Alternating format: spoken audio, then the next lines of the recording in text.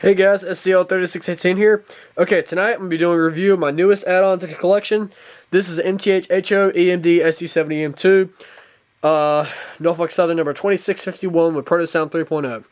Now, this is going to be kind of a multi-sided review. I'm not going to cover this, but I'm also going to cover the Athearn. I know that's been a big controversy, and for those that are curious, I'm just going to give my opinions on it because I've seen both of these run. And I'm going to try to be as unbiased as possible. But so here, and anyways, enough of me yapping. Here we go. Alright, first things first, we're going to start out with the detail. This is a very nice locomotive, I'll say. I've heard people say that the details are off. Well, they may not be the best scale in the world to some degree, but they are very accurate. Here you can see you got your number boards, your AC unit on top of the cab, windshield wipers kind of stick out, and of course the ditch lights, handrails are firmly applied there. The printing is very crisp, under warranty 2651 NS SD70M-2, and your various printings down there. This is very, very clear. The paint's accurate, I'll say. Continuing on. People say that the handrails on this engine are oversized and flimsy.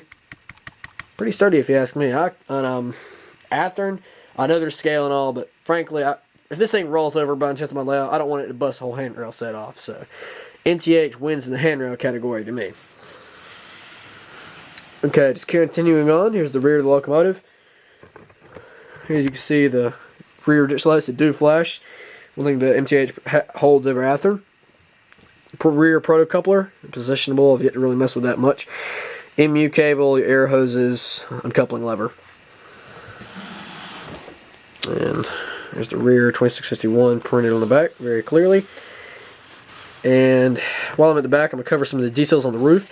Here you get your see-through grills on both the radiator and the engine compartment, and 3 see-through fans. Very nice touch. And the K5 LLA horn, if I'm not mistaken. And that's about it for the details. Overall, this is a very, very good purchase. Very sturdy engine. I'll turn this over where you can see the frame.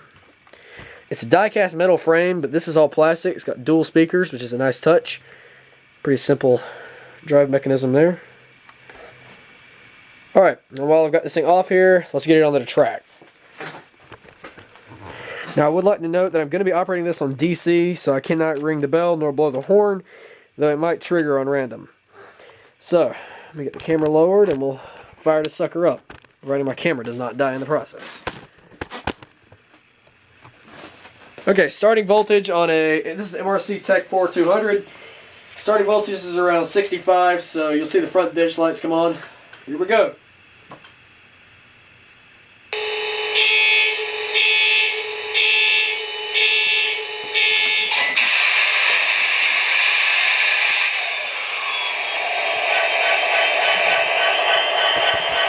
You see it's a very bright headlight. Number boards are illuminated.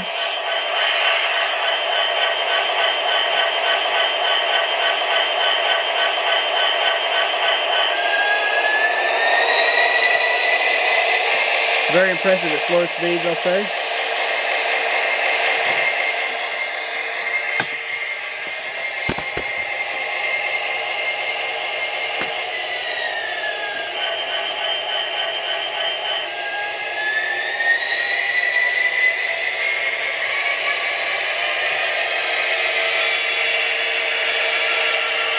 Now, I can't get much faster than this. The voltage isn't the best. I'm not throttling this engine for some odd reason, but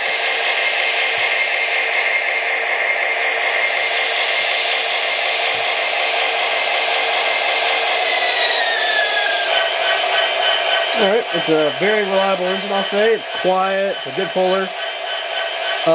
These are all mixed from Athearn, BLMA, and just a couple other cars, so pretty good contest, and let's see what she's got.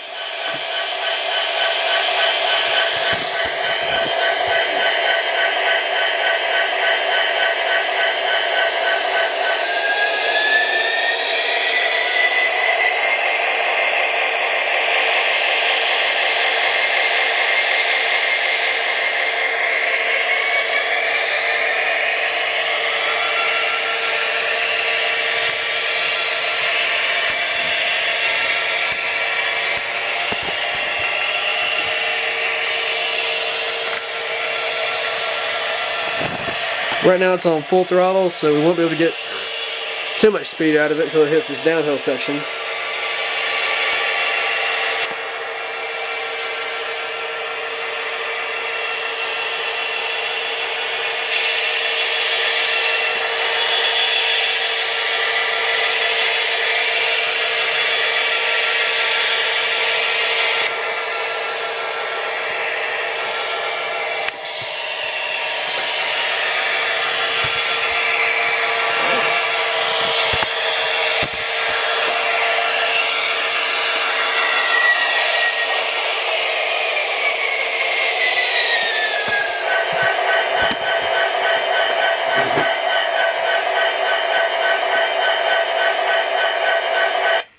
Alright, the Protosound 3 package is very nice, I'll say. I've heard it say it doesn't compare to the Soundtrack 710 decoder. This is actually a lot smoother, because the thing is with the Soundtracks and the Athearn, first run, we all know, was pretty much a flop, because the trucks were off, the speakers did not have the baffles, and they were just too quiet. This run, however, they got the speaker problem fixed, but I think it's done a little too much, because from what I've seen of this engine, it had a pretty rough echo, and it requires some major CV adjusting to get it down without rattling the speakers, so to speak. The dual speakers probably would be a great touch on that engine if Athearn was able to do that in the future. Other than that, I've heard very positive things. It looks like a very nice locomotive, but the MTH, for all you naysayers out there, she's right on par.